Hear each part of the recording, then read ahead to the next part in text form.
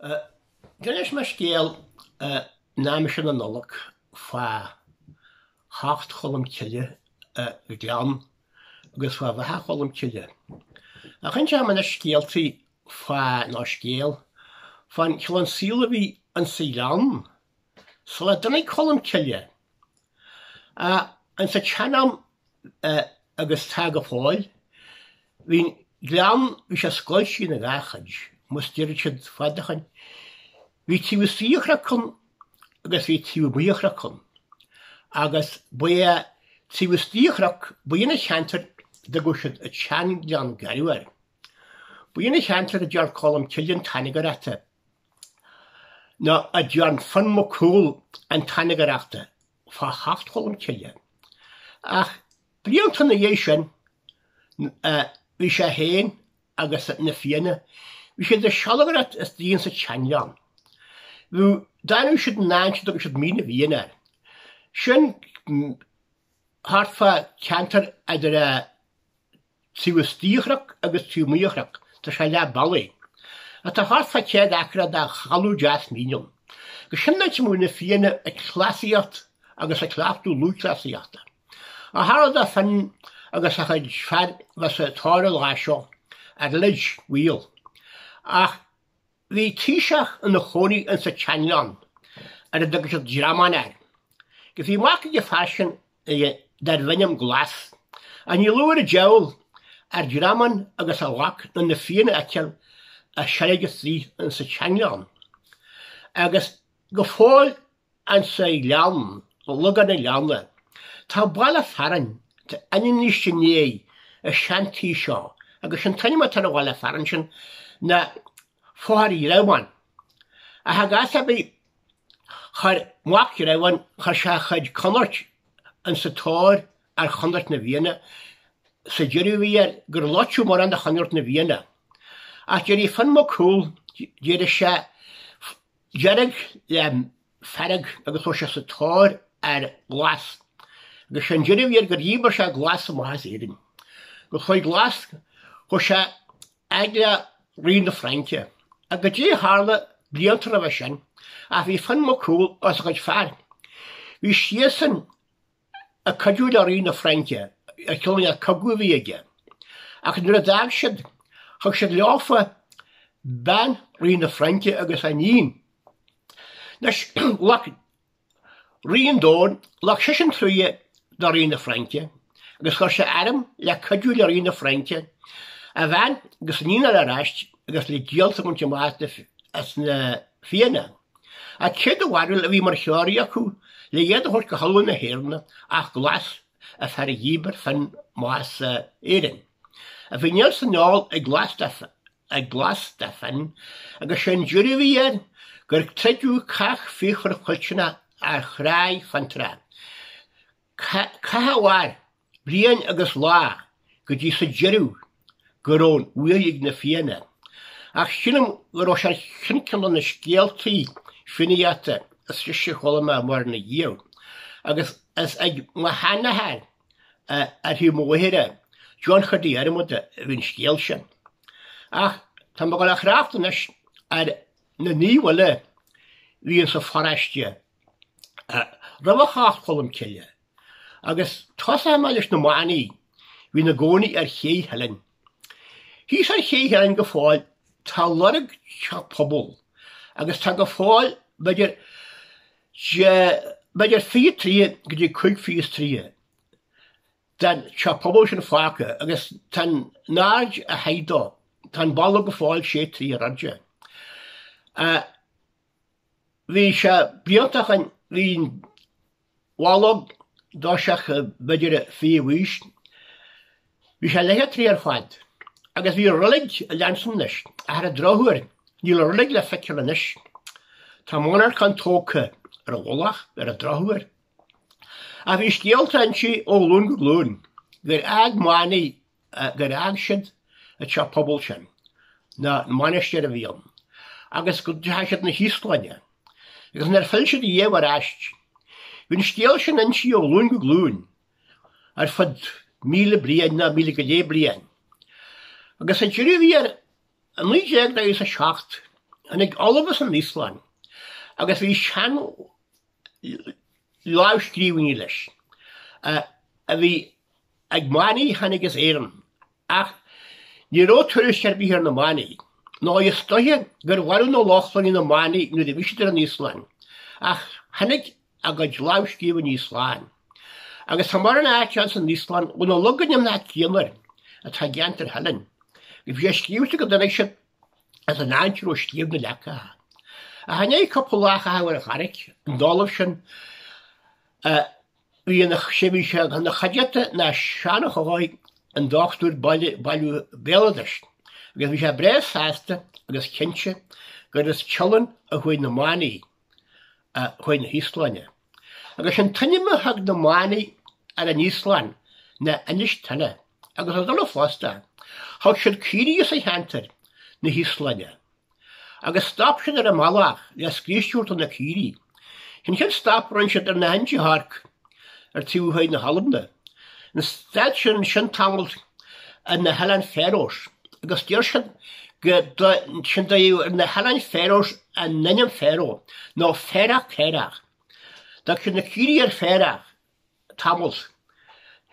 Agus sin, go siad a sean na Níoslanne leofa. Agus sin pór ferach hí leofa na catahain. Círí buga banhracha, agus allan dlú finaidsearú, agus an pór ferach sin go fáil san Níoslan. Agus sin tainnim ver na Níoslanne arúna na Carlahans.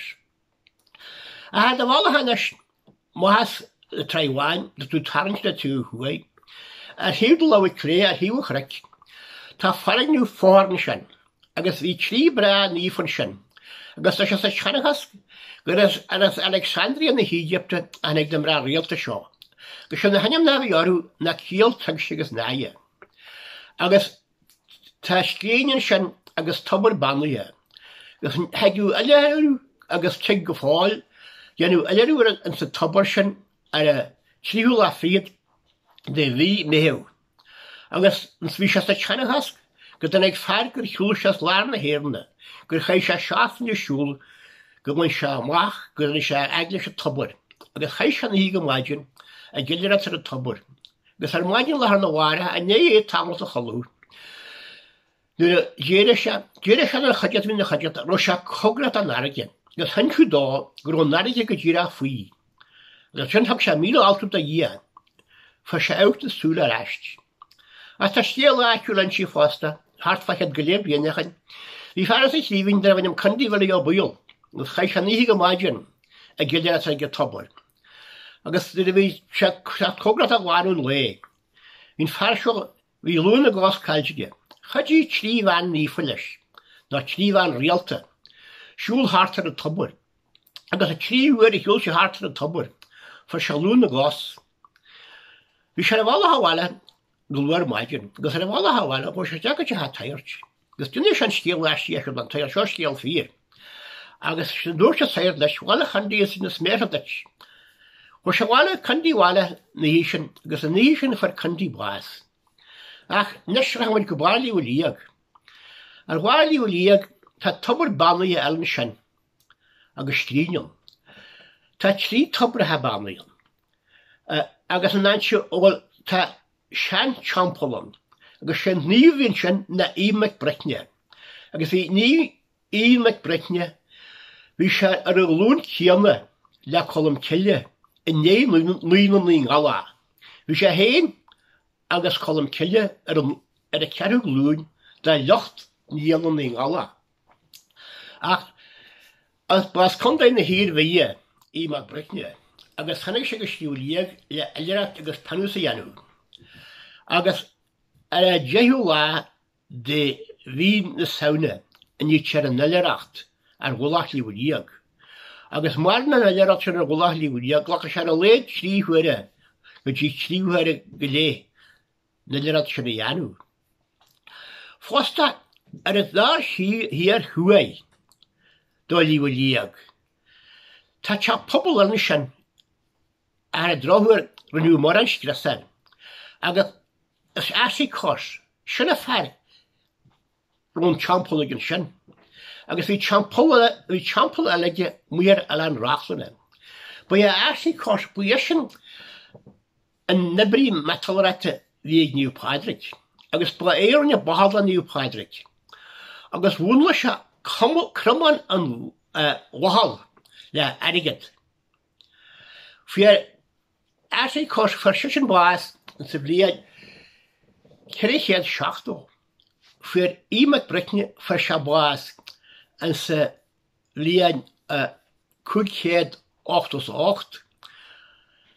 Nes Dhé mar sin an Cholmcille, nuair ní Cholmcille na lean, wel, as daig an chead dulga se bhéir, den na paganí chort chugaibh, agus tá mar an scéalta inse fa dúdó, agus an antir thóg se an se pobl. Bhí cearcal mór crinn, agus bhí seanfarig nniu pagantata an san naitwar se pobl Cholmcille go fáil. Ceann acu mór, agus ceannar an íl se cha mór. As dohi go anse vín san naitha seo tuairt arú don na ddíthe bréige. Ba sin a chiad dulga sí a bhí na mánaí agus na féinníomh seo, na hansean da pagantata seo, iad seo a bhanú agus na duine chuir chugaibh. As dohi fásta gaibhid smuitiú gur na duine bhí na gcónaí an san áid, gur dram da gine an síbhíal sa bhíon tú. Nuair a ghlachad go ré réití le sé chreidiú ó Cholmcille. Agus ní wasicos, ní Padric, ní bríd, gan mar nachran le bhatrú. Nes, hí Cholmcille head a rinse chu sé cainteanna ar buin, agus hí dlíhéide go gaithú na rinne a brú cadú leicheile agus go nachran na tridir be bhatrú.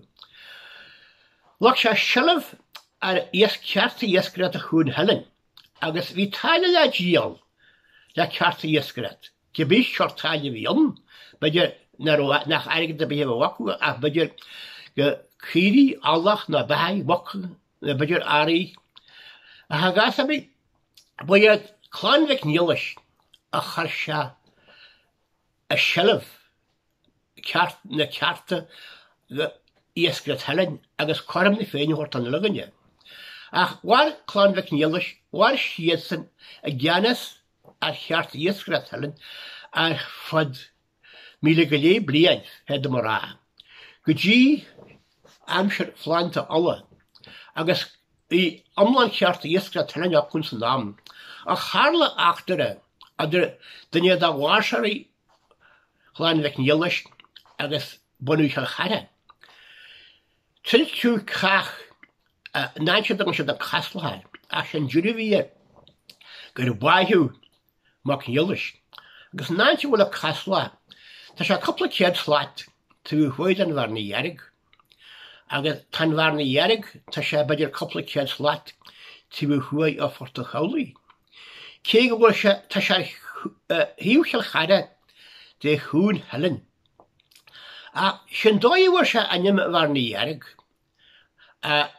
Nuair a treidiú cach dar í lehan an sa bbliain 500 nuthe ar a 410 da bhean fógur. Hannig aram níon dú. Hannig sésan an nuas a mádaí agus a borta cholaí hannig a ddíd.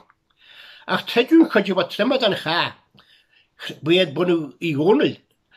Chrit sésan a tú héin le sialamh le ceartaí tíise ar náin nuair a bhí í rua a bríomsanna mar a clia. Ach tá go barna dhearg mar inim ar a náin sin ón treidir bhí láisin a bunú í gcónail. Ach bhí a cainteanna na macníolas agus na cearta iascarí agus clí Cholmcille. Bhí Cholmcille bhí sé duine an níos bhíon. Agus anse bí ar ó manisteir aige. Ní bhfuil a Cholmcille tá mé bóir bíide. Agus sin fáinar bhfuilis bód aige. Ní go te cead a chuid mánaí bó chaneal. Agus sin fáiad a go te cead í fá bó chaneal. Sin dlíomh bhí an san nám sin anse bí ar ó bó. Siad na mrá chaithú na batha lia. Ní bhfuil a Cholmcille go má mrá bí a seach go dtí na manisteirtha. Da bhrí gur aglan go gurú na mrá, go gurú siad caithí a chuid maní. Anlíonn tí a golna, agus ar a bhíú na dola, agus sinna fá ar bhfuiles cúsaí anú gan baine, gus gan bá.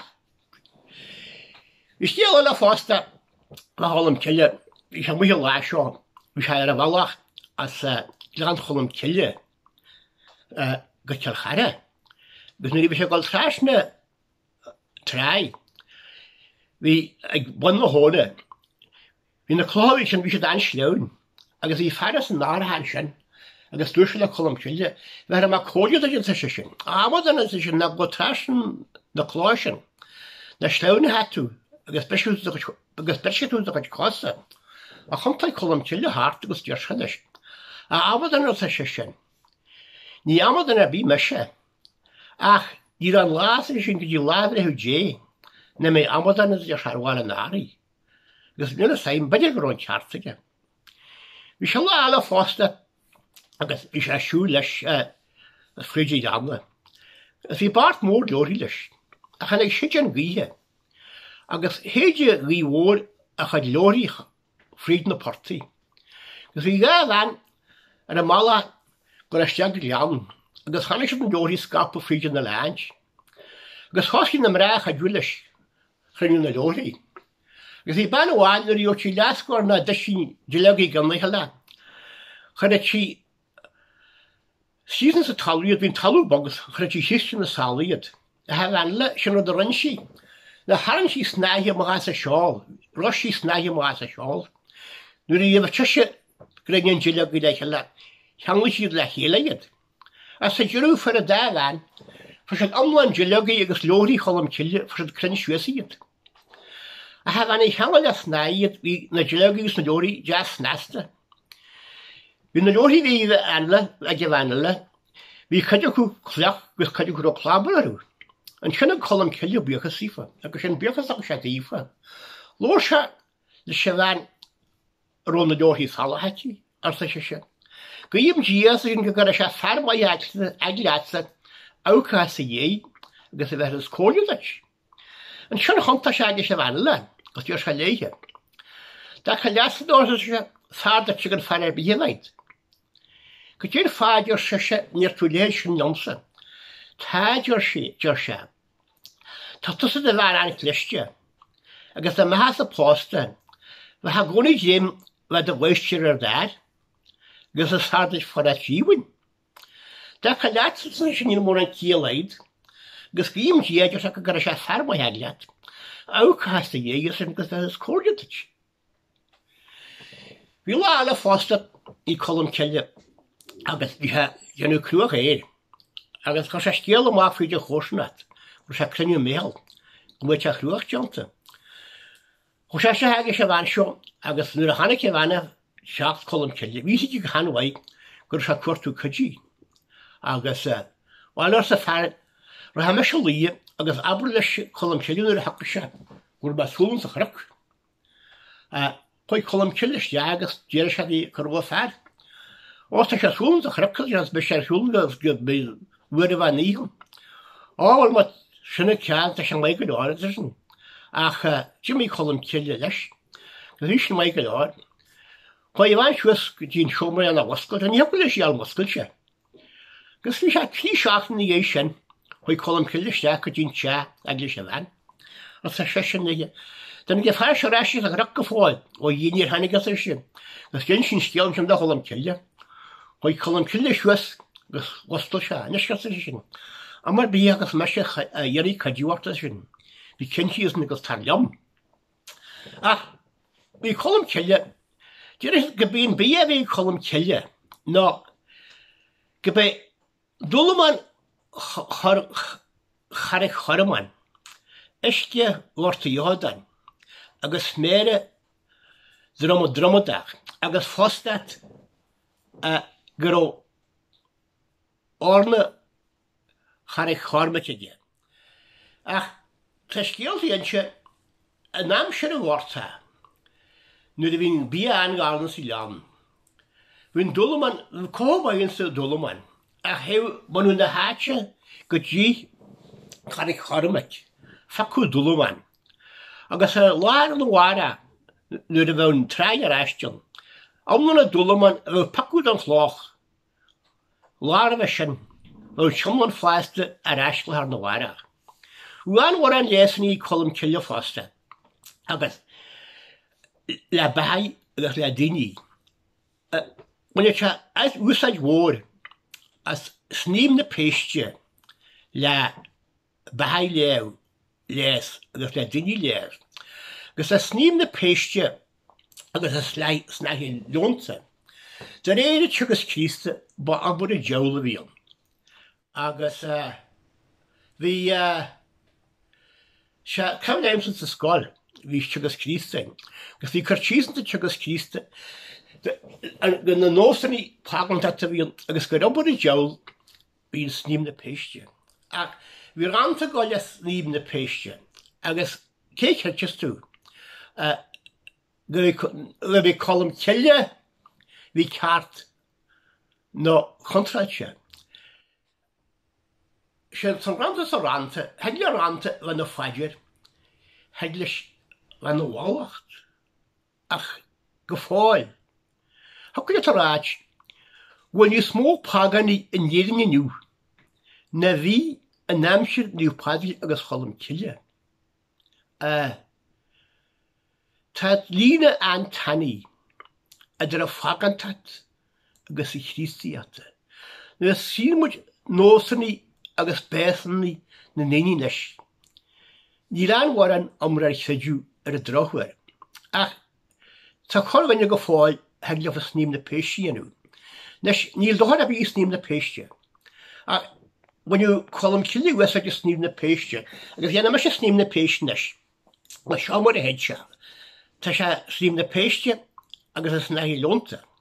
Go seo mar a níú Colmcille sníam na péiste seo ranta bhíige, níl bheith se lés daoine na bahai.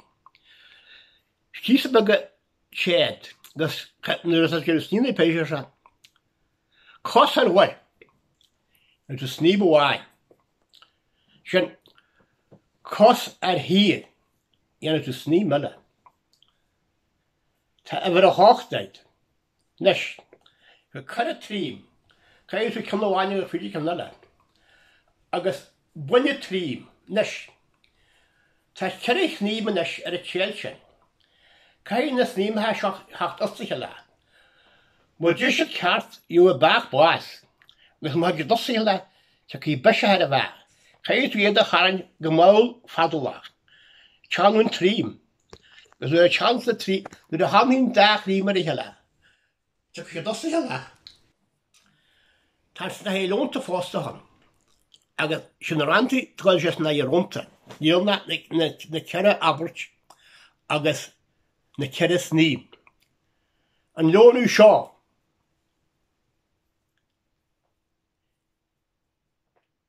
Ní haach gortú. Nes tá bhar a háchtaid. An gortú seo. Ní haach lónú. Gortú na lónú. Go siar fú jónú gus tóir a lónú seo leat. Sin anis tús agus jeirú snéim na péiste. Agus níl heanna se dothir da gannir bí. Níl anna clás bag siimplí.